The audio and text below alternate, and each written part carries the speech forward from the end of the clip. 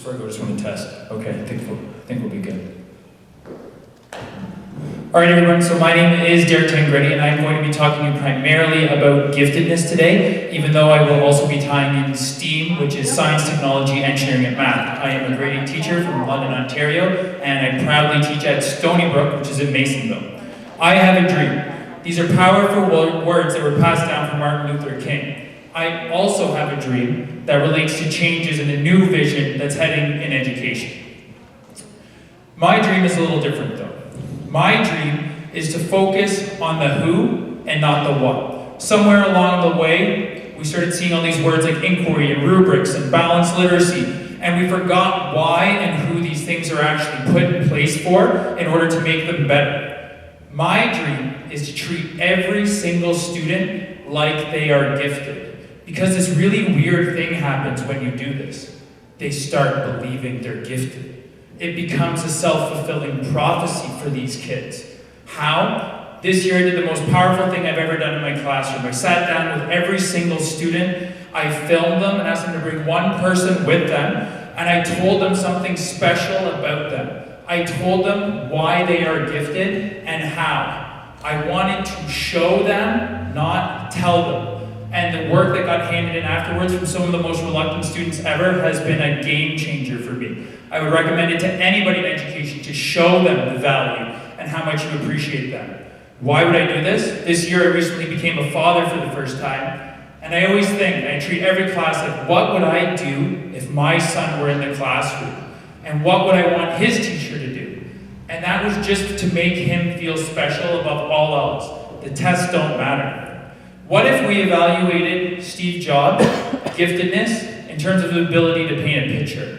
Or Stephen Hawking's ability to do a dance? These people would not come up as gifted. I'm going to tell you the most powerful moment I've ever had as a teacher was in grade 8. I had a kid with the lowest absentee, or the highest absentee record in school, and they told me, don't waste your time on this kid, he'll never get it. But I didn't want to do that, so I tried something new. I asked him how he wanted to learn. And he told me, Mr. T, me and my dad would go out, we love to build, we love all these different things. So we catered the learning to his skill set and made it more important and beneficial for him. And long story short, this kid went from being the lowest level in the class to the highest. And here he is starting to build trebuchets, charging his cell phone with generators on the bottom, showing he actually can do math. And long story short, this guy actually ended up being valedictorian of our school. From the bottom to the top. Imagine that confidence level. Seymour Papert writes, can I transfer more agency to the learner? How would I do this? If I want to teach kids to play baseball, should I do it where I make them write out a definition of what first, second, third base is and home plate? No, I'm going to get them to play baseball. Learn through constructivist action.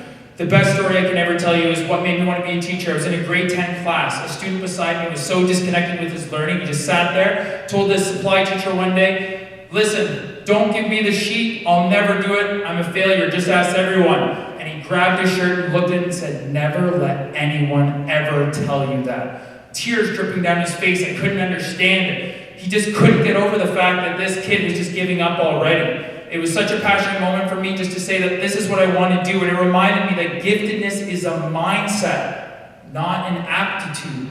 If you believe you are gifted, you can be gifted. It's just the measure that we've been measuring people with. It's a stigma, and it negatively impacts so many students. I see it every day because I'm in there. Everybody's pathway to success is different, but everybody gets there. And that's the main point of my talk tonight, that you can get there any way you want. Walt Disney failed 100 times before he was successful. That's not giftedness, that's perseverance. Dave Burgess says, don't create lessons rather, but create experiences for your students. This is what I want to do, and those experiences don't mean field trips. Those experiences can be showing them kindness in the hallways and just saying hello one day. This sign is up on my door, and I was mentioning it to people as I came in. Learning doesn't stop at the classroom door. It goes much more beyond that, and the greatest learning actually always happens outside my classroom, and I'm consistent with that message. When you go and actually show your support by being at something where they're doing it on a Saturday, God forbid, right?